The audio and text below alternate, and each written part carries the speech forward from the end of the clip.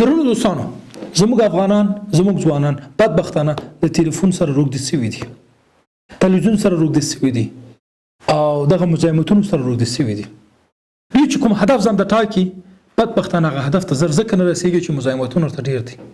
کله چې کار پیلوي زنګ ورته راشي، هلو سلام علیکم ښه جوړ بخیر ښه څنګه دا چې بند کړي واتساپ کې پیغام ورته راشي، دا چې څه کې وایبر کې بل پیغام ورته راشي، دا چې څه کې فیسبوک کې بل پیغام ورته راشي. فیسبوک کې ودې دا خبر وګورم موضوع څنګه شو، دا چې خلاص تلویزیون زه وګورم خا تلویزیون کې کوم موضوع ده، دا موضوع موږ ته جالبه ده نه ده، څنګه چل تلویزیون ته بس متوجه سي او دا څومره غټ بحران دی. ښه یو بد خبر مو ودې چې دا بد خبر زه خو یو بل چاته ورسوم. سلام ورور جوړ بخیر دغه څه وضعیت دی، کرونا مرض 1500 کسانو وژه په نړۍ کې دغه څه اوزاده. ښه ورته خبرنګار نه یې، خپل کار کوه.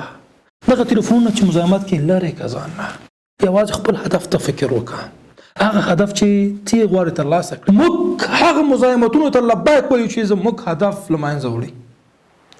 ټک ټک دروازه ټک ټک فلاني کس غواړي در سره وګوري، راشئ تاسو سره زه ګورم. بل فلاني کس درته زنګ وهي راځه چې نن پارټي ته لاړ شو ورسره روان یې. فلاني کس درته زنګ وهي راسه سره ملاقات کوو هغه سره روان یې. اکثره ځوانان گیم کوي، ټک ټک گیمو کې پابجي دی بل دی دغه گیمونو کې روږدي شوي دي.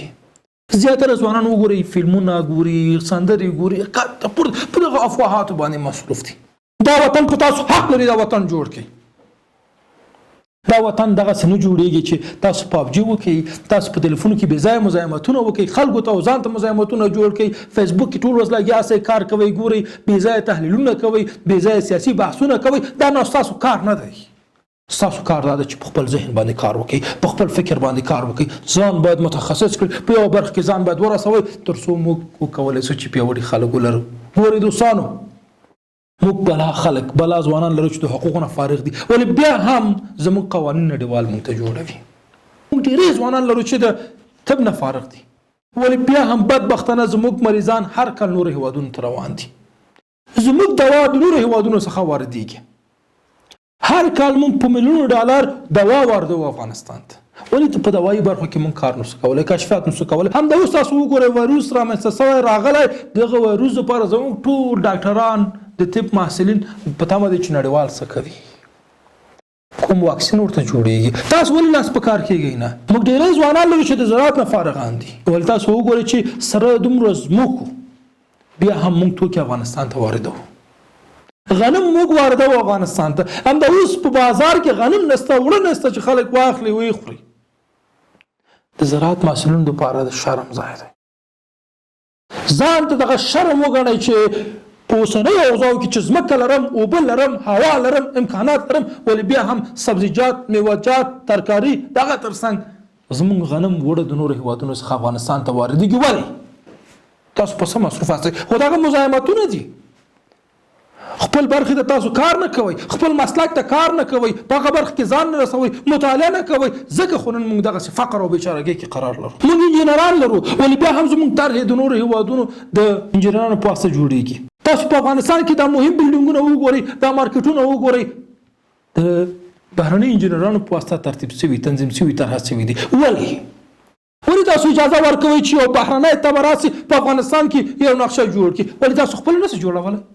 تاسو باید دا اجازه ورنه کړئ. که حکومت غواړي که بهرنیان غواړي، تاسو باید د خپل پوهې او تخصص په واسطه باید دا ټول لارې وتړئ او ورته ووایئ چې که چیرې ما ونه شو کړی بیا لاړ سئ او بهرنی ته به راوغواړم. ولې که زه یې کولی شم باید افغانستان پیسې په افغانستان کې پاتې سي، نور خلکو ته باید لاړ نه سي.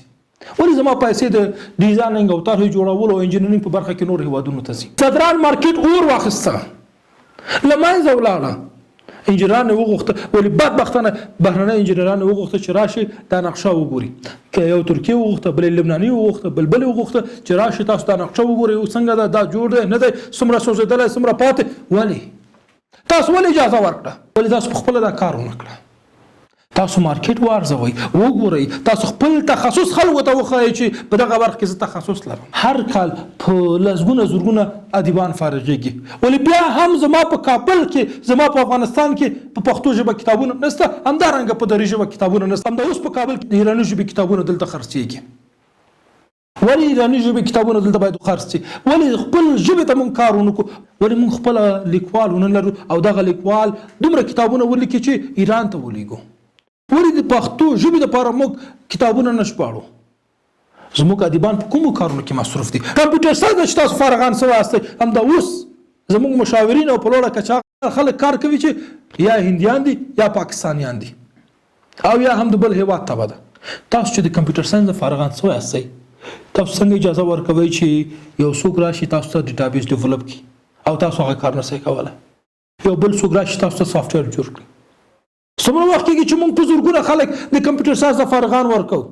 ولې زموږ د فیسبوک ولې زموږ د ټویټر همدغسې نورو ستونزې حل نه شولې؟ ولې تر اوسه پورې افغانستان په دغه مهم ویب سایټونو کې ځای نه لري؟ زموږ ژبه ځای نه لري؟ تاسو په کومو کارونو کې مصروف یاستئ؟ ستاسو فراغت یعنې څه؟ دومره چې تاسو باندې دولت مصرف وکړه، کورنۍ مصرف وکړه، دغلته پاتې شولئ، دغه موقف ته ورسېدلئ، دغه مقام ته ورسېدلئ، فارغ شولئ، تاسو څه وکړه؟ همدا اوس په آنلاین برخه کې د ټکنالوژي په برخه کې نړۍ انقلاب کړی، ولې موږ دغه انقلاب یو برخه نه یو؟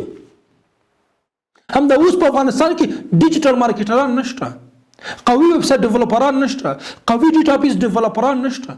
امریکا وکولی سو فیسبوک جوړ کړي، یوټیوب جوړ کړي، ټویټر جوړ کړي، چینایان پاسېدل ټیک ټاک یې جوړ کړه، هندیان پاسېدل همدغسې سافټویرونه وډیولپ کړه، ایرانیان پاسېدل ټولو په ضد د امازون په ضد د فیسبوک په ضد دوی خپله ځان ته سافټویرونه ډیولپ کړه، خپل سوشل پاڼې جوړې کړلې. ولې په افغانستان کې موږ نشو کولی؟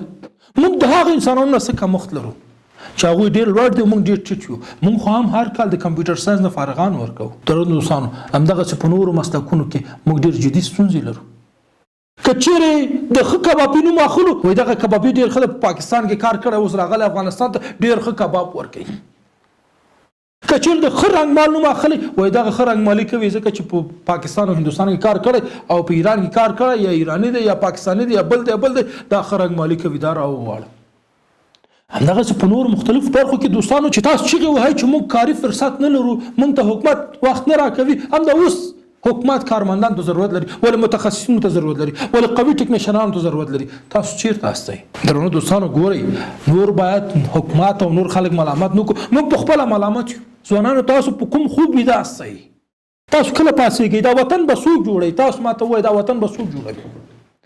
ګورئ، که چیرې تاسو په خپل ځان باندې په خپل کوپړیو باندې کار ونه کوئ، په خپل وخت باندې کار ونه کوئ چې خپل وخت منظم کوئ، ځان ته هدف وټاکئ، دا وطن بل څوک نشي جوړولی. 15,000 کاله کېږي چې سوځېږو، په اور کې سوځېږو، بدبختانه زموږ په نوم خیراتونه راټولېږي، ولې بیا هم موږ عبرت وانخیسته. د شرم ځای د همدا اوس وایي چې امریکا $1 میلیارډ قطع کړه، افغانان د لوږې نه مړ کېږي. درنو دوستانو، هر څه لرو، امکانات لرو، ذخایر لرو، معدنونه لرو، ولې کوپړۍ مو چیرته دي؟ په کوم کارونو کې مصروف دي؟ ذهنونه مو په کوم کارونو کې مصروف دي؟ دا وضعیت باید تغییر شي. د 21مې پیړۍ ځوان باید د بدلون او تغییر لپاره فکر وکړي، انقلابي فکر باید ولري. دا انقلابي فکر داسې فکر وي چې وطن جوړ کړي، د پرمختګ فکر ولري، د سیالي فکر ولري، د رقابت فکر ولري. موږ باید د افغانستان نوم او نښان په نړیوال سټیج کې وځلو.